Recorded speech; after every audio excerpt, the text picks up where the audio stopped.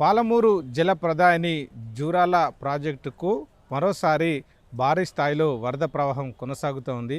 ఎగువ ప్రాంతాల నుంచి ప్రస్తుతానికి 80,000 పైచిలుకు క్యూసెక్ల వరద ప్రవాహం జూరాల వద్ద కొనసాగుతున్నటువంటి పరిస్థితి ఉంది. అదే స్థాయిలో అంటే 83,000 పైచిలుకు క్యూసెక్ల వరదను 10 గేట్ల ద్వారా దిగువకు నీటిని విడుదల చేస్తూ ఉన్నారు. మరోవైపు జూరాల జల విద్యుత్ కేంద్రాలైనటువంటి లోయర్ అప్పర్కు సంబంధించినటువంటి మొత్తం 10 యూనిట్లలో 434 మెగావాట్ల విద్యుత్ ఉత్పత్తిని కూడా కొనసాగిస్తున్నారు. దీనితో పాటుగా ఏదైతే జూరాల పైన ఆధారపడినటువంటి ఎత్తిపోతల పథకాలకు నీటి సరఫరా కొనసాగిస్తూ ఉన్నారు.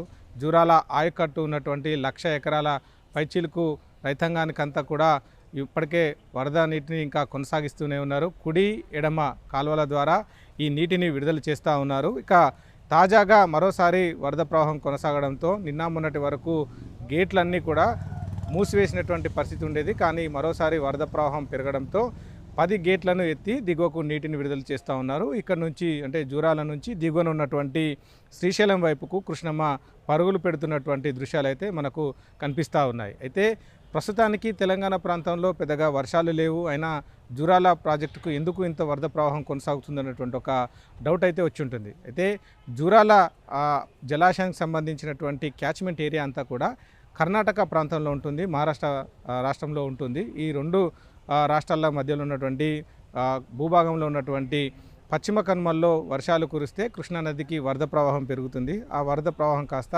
కర్ణాటక ప్రాంతంలో ఉన్నటువంటి ఆల్మట్టి, దాని దిగువన ఉన్నటువంటి నారాయణపూర్, ఈ రెండు జలాశయాలు నిండితే అక్కడ నుంచి దిగువకు నీటిని విడుదల చేస్తారు. అయితే గడిచిన కొద్ది రోజుల క్రితమే భారీ స్థాయిలో వరద ప్రవాహం కొనసాగడంతో అటు ఆల్మట్టి 123 టీఎంసీల కెపాసిటీ కలిగినటువంటి జలాశయం ఇప్పటికే పూర్తి స్థాయిలో నిండుకుండని తలపిస్తూ ఉంది. ఈ నేపథ్యంలో వచ్చినటువంటి వరదను వచ్చినట్టుగా దిగువకు విడుదల చేస్తున్నారు. అంటే దిగువన ఉన్నటువంటి నారాయణపూర్ డ్యామ్కి, నారాయణపూర్ డ్యాము 30 పైచిలుకు టీఎంసీల కెపాసిటీతో ఉంటుంది. అక్కడ కూడా పూర్తి స్థాయిలో నీటి నిల్వ సామర్థ్యం చేరుకోవడంతో ఆధారిత ఎత్తిపోతల పథకాలకు నీటిని విడుదల చేయడంతో పాటుగా విద్యుత్ ఉత్పత్తిని కూడా కొనసాగిస్తున్నారు. ఈ నేపథ్యంలో అక్కడి నుంచి కూడా పెద్ద మొత్తంలో వరద దిగువన ఉన్నటువంటి జూరాలకు వచ్చి చేరుతుంది. ఈ క్రమంగానే జూరాలకు ఈ స్థాయిలో ఇన్ఫ్లో అనేది కొనసాగుతూ ఉన్నాయి.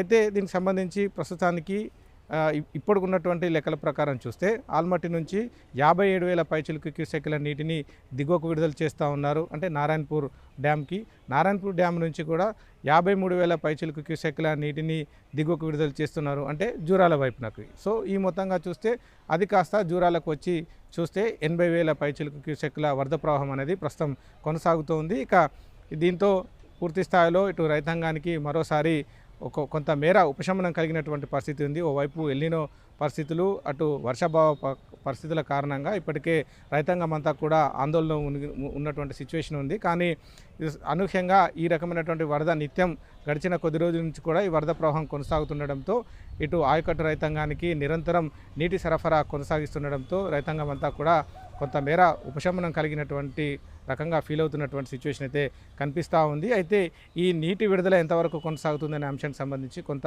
సందిగ్ధ పరిస్థితి అయితే ఉంది. దాదాపుగా డిసెంబర్ నెల వరకు వరద అంటే ఈ కాలువలకు నీటిని వదలాల్సి ఉంటుంది. కానీ కృష్ణానదికి వచ్చేటువంటి వరద మాత్రం అంత సుదీర్ఘ స్థాయిలో ఉండదు. కానీ తదుపరి పరిణామాలు ఎట్లా ఉంటాయి, ఏం జరుగుతుందనే అంశానికి సంబంధించి అయితే కొంత ఆందోళన కలిగించేటువంటి అంశమైనప్పటికీ ప్రస్తుతానికి మాత్రం వరద వస్తున్న నేపథ్యంలో వచ్చినటువంటి వరదను ఇటు దిగువకు వదలడంతో పాటుగా ఆధారితంగా ఉన్నటువంటి ఆయకట్టుకు పూర్తిగా నీటి సరఫరా కొనసాగిస్తున్నటువంటి సిచ్యువేషన్ అయితే కనిపిస్తూ ఉంది.